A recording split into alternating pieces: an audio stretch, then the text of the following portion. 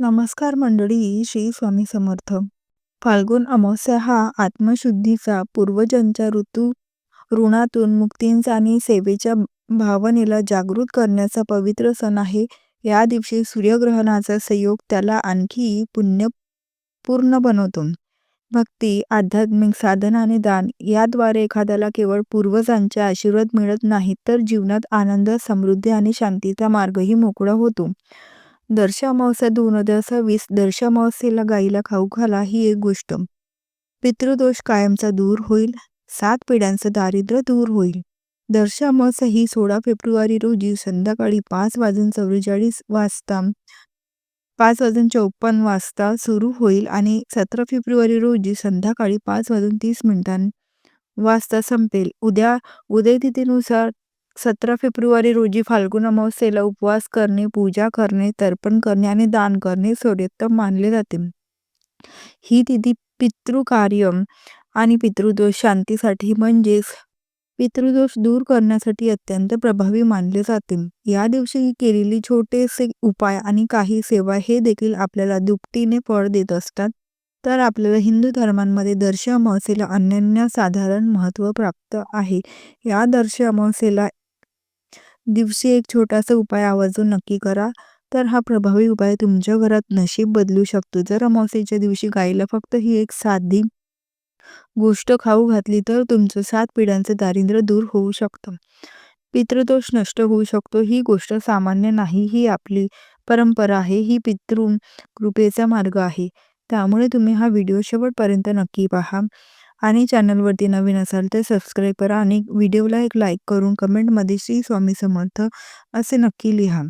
तसेच बाजूच्या bell आयकॉनलाही press करा, म्हणजे जेव्हा कधी मी व्हिडिओ अपलोड करेन किंवा त्याचे नोटिफिकेशन सर्वात आधी तुमच्यापर्यंत पोहोचेल आणि तुम्ही एक पण व्हिडिओ मिस करणार नाही. तर आपल्याला दर्श अमावस्येला दिवशी हा प्रभावी उपाय आवर्जून नक्की करायचा आहे.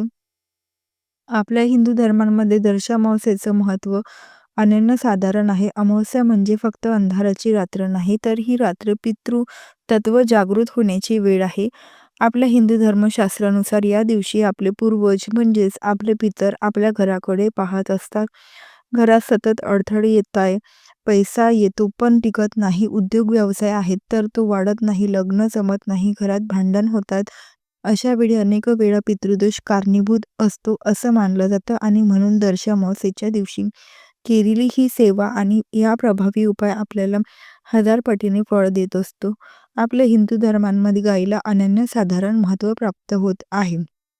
आपल्या हिंदू धर्मात गाईला गोमाता म्हटलं जातं. शिवपुराणांमध्ये सांगितलं आहे की गायींमध्ये 33 कोटी देवांचा वास असतो.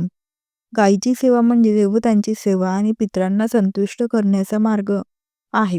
दर्श अमावस्येच्या दिवशी गायीला अन्न दिलं तर ते थेट आपल्या पितरांपर्यंत म्हणजेच आपल्या पूर्वजांपर्यंत पोहोचतं, असं आपल्या हिंदू धर्मांमध्ये मानलं जातं. तर दर्श अमावस्येच्या दिवशी आपल्याला ब्रह्ममुहूर्तावरती सकाळी लवकर उठायचं आहे. अमावस्येच्या दिवशी स्नानाला अत्यंत स्नान आहे. अमावस्येच्या दिवशी स्नान करताना अंघोळीच्या पाण्यामध्ये आपल्याला ही एक वस्तू आवर्जून टाकायची आहे. तर अंघोळीच्या पाण्यामध्ये आपल्याला गाईचं गोमूत्र आणि गोमूत्र नसेल तर गाईचं कच्चं दूध 1 चमचा आणि काळे तीळ थोडेसे अंघोळीच्या पाण्यामध्ये टाकून तुम्हाला अंघोळ करून घ्यायची आहे. स्नान करून स्वच्छ कपडे परिधान करा. नंतर आपल्याला देवघरांमध्ये आपल्या देवाची विधिवत पूजा करायची आहे. देवघरांमध्ये देवपूजा करून देवांना दिवा लावायचा आहे आणि पूर्वजांचे स्मरण करून ज्यांना देखील नमस्कार करायचा आहे. आता हे सर्व झाल्यानंतर आता आपण आपला उपाय कसा करायचा ते पाहूया, जो आपल्याला दर्श अमावस्येला दिवशी करायचा आहे. आपल्या हिंदू धर्मांमध्ये गाईला सर्वोच्च स्थान दिलं गेलं आहे. आपण गाईला माय असं म्हणून देखील संबोधतो.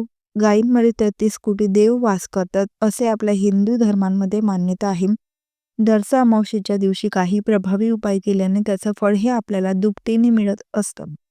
जर तुमच्या घरांमध्ये प्रखर पितृदोष असेल तर दर्श अमावस्येच्या दिवशी तुम्ही हा प्रभावी उपाय नक्की करा. हा उपाय करण्यासाठी आपल्याला सर्वप्रथम गाईच्या जवळ जायचं आहे. तर गाईला आपल्याला सर्वप्रथम हळद कुंकू लावून घ्यायचं आहे. गाईच्या पायावरती पाणी ओतायचं आहे आणि नंतर आपल्याला ही गुप्त गोष्ट गाईला दर्श अमावस्येच्या दिवशी आपल्याला खाऊ घालायची आहे.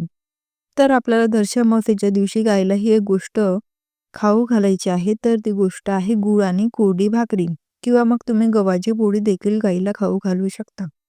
तर हे खाऊ घातलं असताना त्यावर थोडेसे काळे तीळ हे आवर्जून शिंपडा आणि हे गोमातेला खाऊ घाला. गूळ म्हणजे गोडवा आणि सुख समृद्धीचं प्रतीक मानलं जातं. भाकरी म्हणजे अन्नपूर्णेचा साक्षात आशीर्वाद. काळे तीळ पितृशांती आणि ग्रहशांती. तर या सर्वांचा संगम म्हणजेच दारिद्र्याचा, गरिबींचा नाश आणि पितृदोष कमी करण्याचा हा अत्यंत प्रभावी उपाय. हा प्रभावी उपाय करताना मात्र एक गोष्ट आवर्जून लक्षात ठेवा. हा उपाय दिखाव्यासाठी करू नका. ते दाखवण्यासाठी फोटो काढू नका आणि हा उपाय करत आहेत हे कोणाला सांगू नका. फक्त मनोभावे शुद्ध अंतःकरणाने श्रद्धेने हा उपाय गुप्तपणे हा अमावास्येच्या दिवशी प्रभावी उपाय नक्की करा. जर तुमच्या घरात सतत पैशाच्या अडचणी येत असतील, घरात सतत कलह, वाद, विवाद होत असतील, तर मनशांती मिळत नसेल, घरात एकोपा नसेल, घरात आलेला पैसा टिकत नसेल, घरात सतत आजारपण असेल, तर एका ज्येष्ठांनी आपला अनुभव सांगितला. अमावास्येला गाई काळे तीळ आणि गूळ खायला घ्या. त्यानंतर त्यांनी श्रद्धेने हे सर्व केलं. हळूहळू घरातील वातावरण बदललं. काम मार्गी लागू लागले. हा चमत्कार होता का तर नव्हता. ही होती श्रद्धेची शक्ती.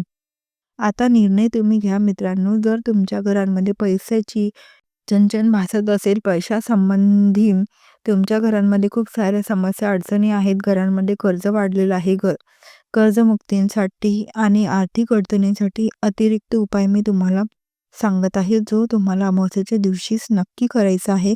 जर घरात पैशाची कमतरता असेल तर त्यांनी दर अमावास्येच्या दिवशी काळे तीळ एखाद्या गरजू व्यक्तीला दान करा.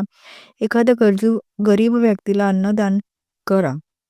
ओम नमः शिवाय हा मंत्रांचा 108 वेळा जप करा. पूर्वजांच्या फोटोसमोर दिवा लावा. त्याचं पूर्वजांचं, आपल्या पितरांचं स्मरण करा. मित्रांनो, अमावास्या ही घाबरण्याची रात्र नाही, ही सेवा करण्याची रात्र आहे.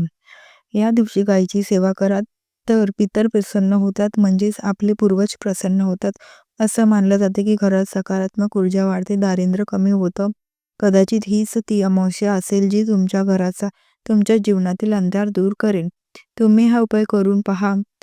तुम्हाला नक्कीच याचा फायदा होईल. नक्कीच अनुभव आल्याशिवाय राहणार नाही. जर तुम्हाला हा माहितीपूर्ण व्हिडिओ आवडला असेल, व्हिडिओतील माहिती उपयुक्त वाटली असेल, तर व्हिडिओला एक लाईक नक्की करा. चॅनलला सबस्क्राईब करून आम्हाला प्रोत्साहित करा. तसेच हा व्हिडिओ संपूर्ण पाहिल्याबद्दल आपणा सर्वांचे मनपूर्वक आभार. धन्यवाद. श्री स्वामी समर्थ. जय जय स्वामी समर्थ.